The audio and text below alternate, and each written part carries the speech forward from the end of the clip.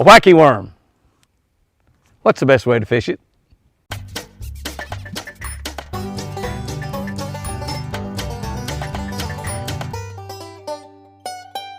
Good morning, guys and girls. December 7. Will you take a look at that mountain back over there? Will you take a look at it? It's cloudy. If it was bright sunshiny, and the sun was out just a little bit today, if it was bright sunshiny, the colors are popping. I'm talking about popping. It's so beautiful looking at that mountain. It just, and driving around today, there's so many places where you just stop and go, wow, wow. The master painter is at work. God is painting the woods here in southern Oklahoma incredibly beautifully.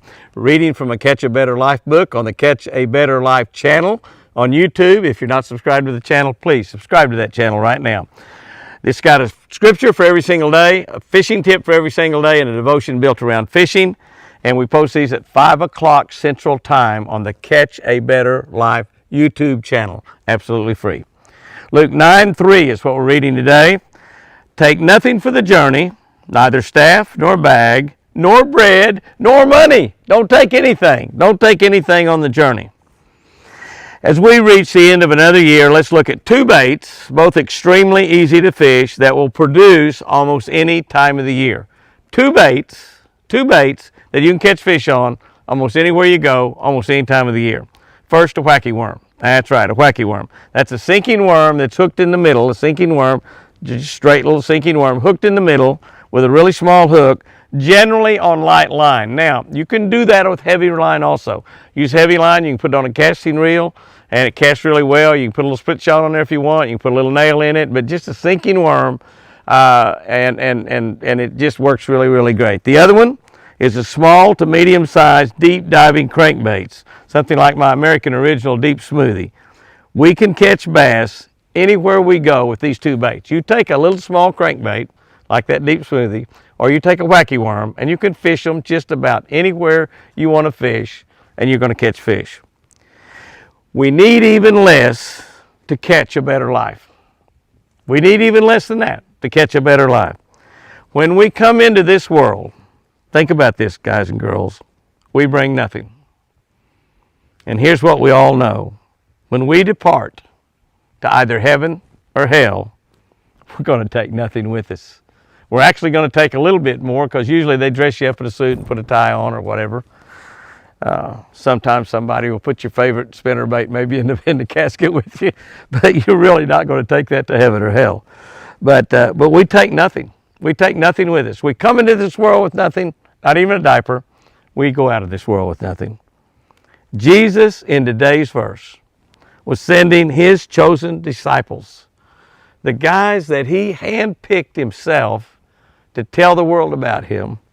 He sent them out with nothing other than his gospel and the power and the authority that comes with it. You hear what he told them? Okay, guys, sending you out to tell the world about me. I want you to take nothing for the journey. Take neither a staff, nor a bag, nor bread, nor any money.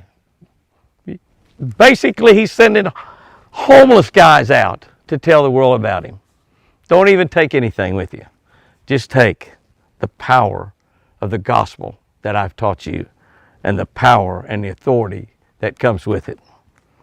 Whatever we achieve, whatever we accomplish, whatever we acquire here in this world means absolutely nothing. That's right. We work so hard to do so well, and it really means absolutely nothing. All that matters is our relationship with Jesus and his resurrection power to carry us all the way to heaven. That's all we need. And that's all we have when we depart this earth. That's all we have. We have a relationship with Jesus and his resurrection power. Keep us out of hell. Carry us all the way to heaven.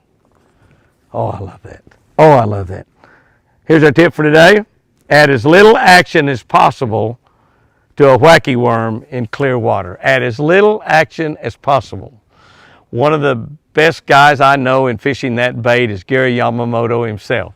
Every time Chris and I would be fishing with Gary, he would always tell me, Jimmy, you're working that bait too hard. Chris, you're working that bait too much.